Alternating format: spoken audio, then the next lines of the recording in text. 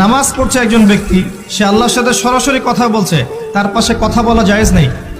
এমনকি নামাজরত ব্যক্তির পাশে কোরআন তেলাওয়াত করাও জায়েজ নেই। আমি কথা কি বুঝতে পারছেন? একজন ব্যক্তি নামাজে দাঁড়িয়েছে, আল্লাহর সাথে কথা বলছে, পাশে আপনি কোরআন তেলাওয়াত করতে পারবেন না জোরে জোরে। মনে মনে করতে হবে, করতে চাইলে মনে মনে করতে হবে। অনেক সময় মসজিদের ভিতরে দেখবেন নামাজ পড়া হচ্ছে, শোরগোল করছে।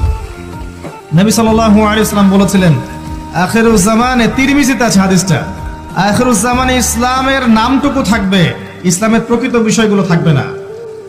কোরআনের মাসহাফ থাকবে, যে মাসহাফ, কোরআনের মাসহাফটা থাকবে, এর শিক্ষাগুলো থাকবে না। মসজিদগুলো হবে চাকচিক্যময়, কিন্তু মসজিদ হবে হেদায়েত শূন্য। আর চতুর্থ লাইনটা আরো ভয়ঙ্কর। 4 নম্বর লাইনে গিয়ে নবীজি বলেছেন সাল্লাল্লাহু আলাইহি ওয়াসাল্লাম, আসমানের নিচে জমিনের উপরে আল্লাহর সবচেয়ে নিকৃষ্ট সৃষ্টি হবেন এক শ্রেণীর আলেম, যাদের থেকে ফিতনা ছড়াবে এবং তাদের দিকেই ফিতনা ফিরে আসবে।